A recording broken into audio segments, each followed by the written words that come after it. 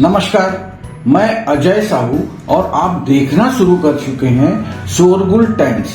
कहानी सीक्रेट अमीरजादा के इस एपिसोड में अहान विनोद के घर डिनर के लिए पहुंचता है।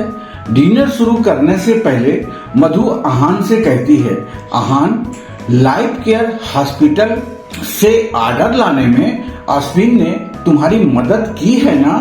मधु की यह बात सुनकर अहान चौंक जाता है। उसे समझ में नहीं आता कि वो क्या जवाब दे। मधु बार बार अहान से एक ही बात कहती है कि अगर अश्विन ने उस काम में तुम्हारी मदद की है तो लाइफ केयर हॉस्पिटल से जो 10 लाख कमीशन मिले हैं उस पर अश्विन का पूरा हक है। यह बात सुनकर अश्विन भी हैरान हो जाता है।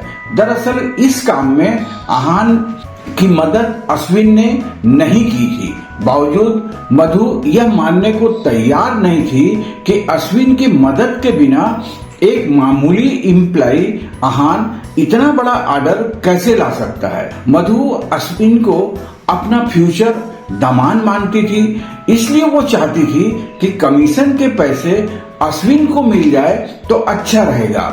कमीशन को लेकर बात काफी आगे बढ़ जाती है। मधु की बात से अहान भी परेशान हो जाता है। इस एपिसोड की शुरुआत कुछ इस तरह से होती है।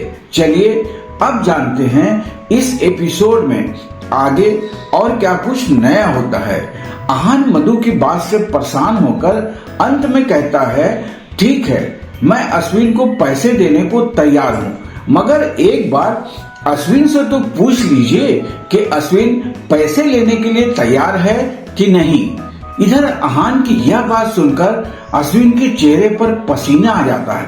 वो सोच में पड़ जाता है कि अहान की बात का क्या जवाब दे। इसके बाद मधु कहती है, तुम्हारे कहने का मतलब क्या है?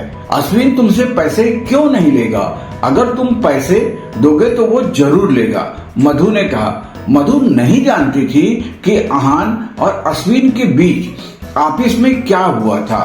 अश्विन, तुम्हें कुछ नहीं कहना? अगर मैं तुम्हें पैसे दूं तो तुम ले लोगे? अहान ने अश्विन से पूछा और हंसने लगा। अहान की यह बात सुनकर अश्विन घबराने लगा।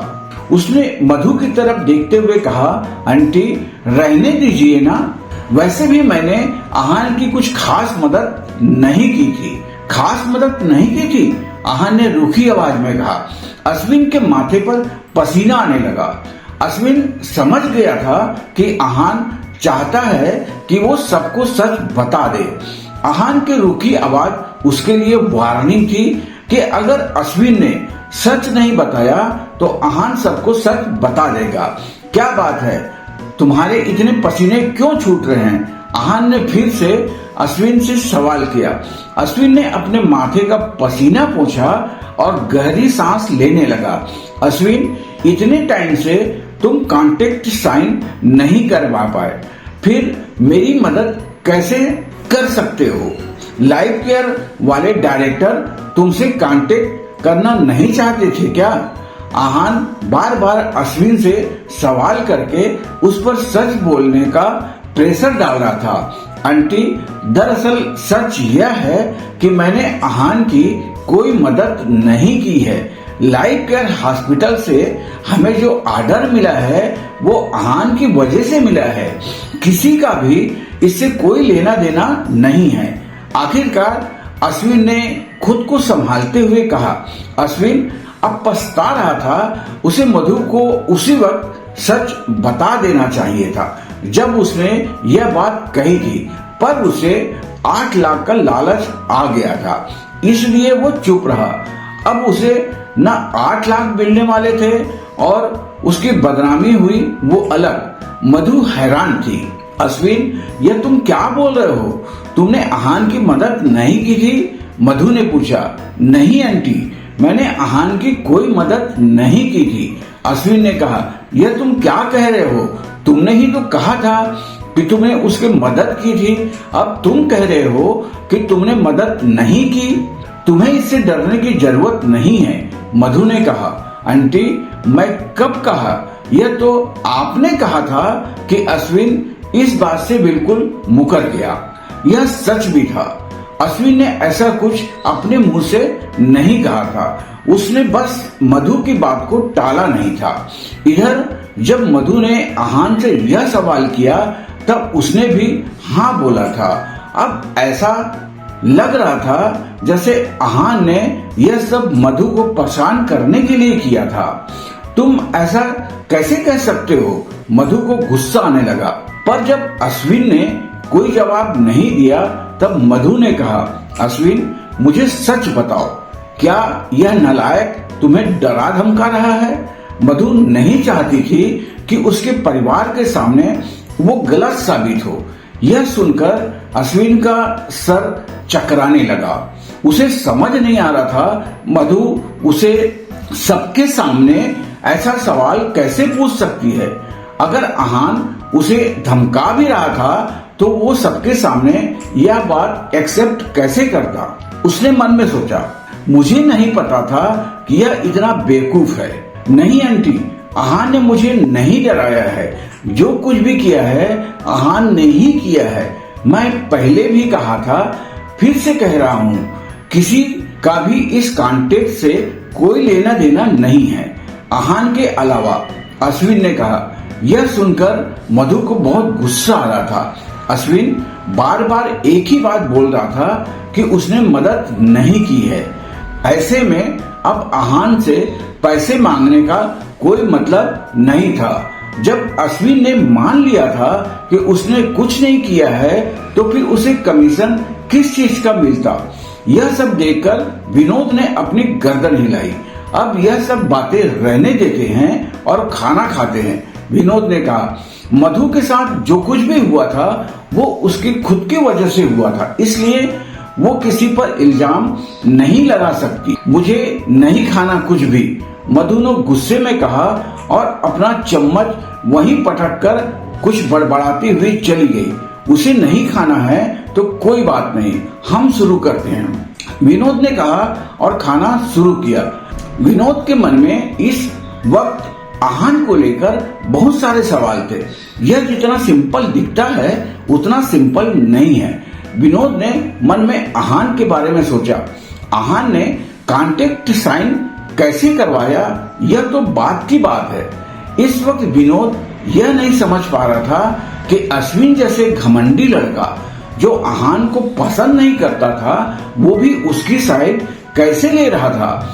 मधु के चले जाने के बाद कीर्ति और ओजस का भी खाने का मन नहीं था। उन्होंने थोड़ा सा खाया और फिर उठकर चले गए। अश्विन भी बिना खाना खाए वहां से चला गया। लास्ट में डाइनिंग टेबल पर आहान और विनोद ही बचे थे। दोनों धीरे धीरे खाना खा रहे थे। दोनों का मूड बाकियों से अच्छा था। विनोद आहान के काम से बहुत खुश था, वहीं आहान के पास कुछ फील करने का खास टाइम नहीं था। जब से सनाया और उसका डिवोर्स हुआ था आहान खुद को किसी न किसी तरह बिजी रखता था। आहान बस विनोद की कंपनी एंजॉय कर रहा था, इसलिए खुश था। विनोद ने आज ज्यादा वाइन पी ली थी। उसका चेहरा बिल्कुल लाल हो गया था। उनका सिर हल्का सा घूमने लगा। इस हालत में आहान को देखकर उन्हें सिर्फ अपने और शेखर के साथ बिताए दिन याद आ रहे थे। विनोद ने आहान को उनके पास्ट की बहुत सारी बातें बताई। मनाली में दोनों की जिंदगी आसान नहीं थी, दोनों को बहुत परेशानियां झेलनी पड़ी थी। यह सब बताते हुए विनोद बहुत इमोशनल हो गए थे। आहान उसकी बातें चुपचाप सुन रहा था और बीच बीच में मुस्कुरा रहा था। उनकी बातें सुनकर आहान को विश्वास हो गया था कि विनोद शेखर को सच में अपना भाई मानते हैं और उन्हें बहुत मिस भी करते हैं।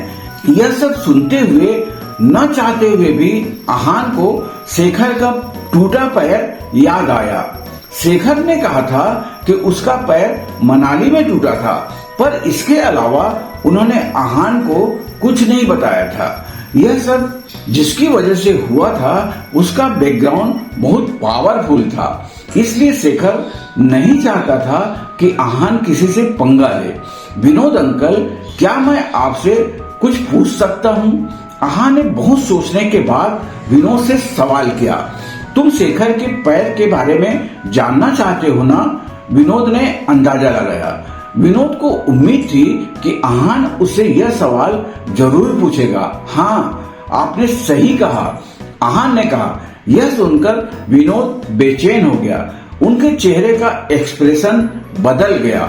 उसने कुछ देर सोचने के बाद आहान की तरफ देखा और कहा, आहान, अगर मैं तुमसे यह कहूं कि शेखर का पैर मैंने तोड़ा था तो तुम मेरा विश्वास करोगे? यह सुनकर आहान की आंखें बड़ी हो गई। उसने नहीं सोचा था कि उसके सवाल का विनोद यह जवाब देगा। अजीब लगा ना यह सुनकर? जब आहान ने कुछ नहीं कहा तब विनोद ने कहा, हाँ, बहुत अजीब, आहान ने कहा। फिर से उसने एक पॉज लिया और विनोद से पूछा, अंकल, मुझे पूरा यकीन है कि ऐसे करने के पीछे कोई वजह या मजबूरी रही होगी, क्या बताएंगे? आपने ऐसा क्यों किया? विनोद ने गहरी आह भरी। इस बात को बहुत साल हो गए, अब वजह जानना जरूरी है। विनोद ने कहा, हाँ, मेरे लिए वजह जाननी बहुत जरूरी है। मुझे जानना है कि मेरे पापा के साथ वो सब किसकी वजह से हुआ था। आहान ने कहा, तुम इतना बोल रहे हो इसलिए मैं बताता हूँ। शेखर का पैर मैंने तोड़ा था, पर मैं भी मजबूर था। अगर मैं ऐसा नहीं करता तो शायद शेखर आज जिंदा नहीं होता। विनोद ने कहा, आपको किसने मजबूर किया? आहान ने पूछा। तुम क्यों जानना चाहते हो आहान? विनोद ने कहा, बताइए ना अंकल, आहान ने कहा। आहान की आवाज में जिद थी। वो इस मामले को ऐसे ही नहीं जाने दे सकता था। प्रेम आहूजा, विनोद ने कहा। प्रेम आहूजा? आहान सोच रहा था यह कौन था। तुमने प्रेम आहूजा का नाम नहीं सुना होगा, पर तुमने उसके दादा का नाम जरूर सुना होगा, विनोद ने कहा। आहान सोचने लगा, आहूजा सरनेम जिसे सब जानते हैं, कहीं वो विमल आहूजा? आहान ने कहा। आहान सोच रहा था विनोद और शेखर ने ऐसे इंसान को कैसे ऑफेंड किया। आहान का चेहरा देखकर विनोद समझ गया था कि वो क्या सोच रहा है। उसने कहा, हम ऐसा कुछ नहीं करना चाहते थे। ऐसा क्या हुआ था अंकल जो आपको ऐसा करना पड़ा? आहान ने पूछा। उस साल मैं और शेखर समुंदर के रास्ते बिजनेस कर रहे थे और आहूजा फैमिली से टकराने के अलावा हमारे पास कोई ऑप्शन नहीं था, विनोद ने कहा। आहूजा फैमिली शिप्स और कार्गो बिजनेस में बहुत बड़ा नाम था। उनका फॉरेन से भी बहुत बिजनेस होता था, जिसमें समुंदर के रास्ते बिजनेस करना था। उनके रास्ते आहूजा फैमिली जरूर आती थी। मैं और शेखर शहर में नए थे और ज्यादा कुछ जानते भी नहीं थे। हम जब बोट से जा रहे थे तब बीच रास्ते में कुछ लोगों ने हमारी बोट में आग लगा दी। विनोद ने सब कुछ याद करते हुए कहा, बोट में आग लगा दी? पर क्यों? आहान ने पूछा। क्योंकि हम निकलने से पहले आहूजा फैमिली से मिले नहीं थे और उन्हें ग्रीट नहीं किया था। यह सुनकर हमें बहुत गुस्सा आया। उस वक्त हम नहीं जानते थे कि आहूजा फैमिली क्या है और हमें अपनी ताकत पर भरोसा था, इसलिए हमने उन लोगों को बहुत मारा। विनोद बोलते बोलते रुक गया। फिर आहान ने पूछा। फिर विनोद बहुत उदास हो गया। उसके बाद अगले दिन प्रेम हमसे मिला। उसने हमें बताया कि जिन लोगों को हमने पीटा था उसमें से एक उसका कजिन भाई था। उस वक्त प्रेम ने हमें सिर्फ 2 ही ऑप्शन दिए थे, या तो उनके आगे घुटने टेक कर हम माफी मांग ले या फिर वो हमें जान से मार देगा, विनोद ने कहा। विनोद की बातों से पता चल रहा था कि प्रेम कितने निर्दयी था। प्रेम की यह बात सुनकर मैं समझ गया था कि हमारे पास घुटने टेक कर माफी मांगने के अलावा और कोई ऑप्शन नहीं था। इसलिए मैंने घुटने टेक लिए, पर शेखर बहुत जिद्दी था। वो नहीं माना। प्रेम उसके सामने गन लेकर खड़ा था। फिर भी शेखर नहीं माना। लास्ट में उसे बचाने के लिए मैंने उसकी टांग तोड़ी और उसके घुटने टिकवाए कर प्रेम से माफी मांगी और मंगवाई। विनोद ने कहा, इसके बाद क्या हुआ? आहान ने पूछा। इसके बाद शेखर बिल्कुल टूट गया। वो यहाँ से शिमला चला गया। कुछ वक्त बाद मुझे पता चला कि शेखर ने शादी कर ली। विनोद ने कहा। इसके आगे विनोद ने कुछ नहीं बोला। आहान समझ गया था कि इसके आगे क्या हुआ होगा। शेखर, जिसमें बहुत पैशन और एम्बिशन था, उसका हौसला टूट गया और उसने शादी कर ली। उसने अपना पैशन छोड़कर अपने आप को एक नई जिंदगी में ढालने के लिए तैयार कर लिया। शेखर उस ह्यूमिलिएशन से बहुत टूट गया था। यह सब जानने के बाद आहान समझ गया था कि विनोद उसकी इतनी परवाह क्यों कर रहा था। उस वक्त जो भी हुआ था उसके लिए विनोद अपने आप को जिम्मेदार मान रहा था। उसके मन में बहुत गिल्ट था। आहान, मैं जानता हूँ कि तुम रिश्तों की बहुत कदर करते हो, वरना शेखर सनाए के लिए तुम्हें नहीं चुनता। पर जो भी हुआ उस बात को बहुत साल हो गए हैं। उसके बाद मैंने और शेखर ने एक अच्छी जिंदगी बताई। इसलिए मैं चाहूंगा कि तुम आहूजा फैमिली के मैटर में ना पड़ो। प्रेम आहूजा बहुत बड़ा नाम है, उससे पंगा मत लेना। विनोद ने आहान को वार्न किया। अंकल, आप चिंता मत कीजिए, मैं ऐसा कुछ नहीं करूंगा जिससे मैं प्रॉब्लम में फंस जाऊं। आहान ने कहा। आहान समझ गया था कि आहूजा फैमिली बहुत बड़ा नाम है। इस वक्त आहान राजादा फैमिली का कोई भी रिसोर्सेस यूज नहीं कर सकता था।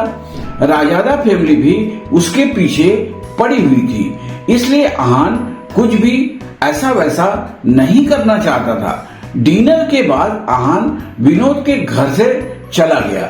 वो जाते ही बाहर आया, उसे टैक्सी नजर आई। कहाँ जाना है? ड्राइवर ने पूछा। पैराडाइज होम, आहान ने कहा और टैक्सी में बैठ गया। इसके बाद आहान ने अंगड़ाई ली और अपनी आंखें बंद कर ली। 10 मिनट बाद अचानक से आहान की आंखें खुली। उसने जब खिड़की से बाहर देखा तो वो रास्ता पैराडाइज होम का नहीं था। वहां ना कोई स्ट्रीट लाइट थी और ना ही कोई इंसान। आहान समझ गया था कि कुछ तो गड़बड़ है। नींद पूरी हो गई तुम्हारी? ड्राइवर ने पूछा। वो लगातार आहान को ही देख रहा था। हाँ, आहान ने सहजता से कहा। तुम्हें डर नहीं लग रहा? ड्राइवर ने पूछा। ड्राइवर ने आहान को यह सवाल क्यों पूछा, आगे जानने के लिए बने रहिए हमारे चैनल शोरगुल टाइम के साथ। बस इसी के साथ यह एपिसोड यहीं पर समाप्त होता है। इस एपिसोड को आगे बढ़ाते हुए कल फिर मुलाकात होगी। आज के लिए बस इतना ही।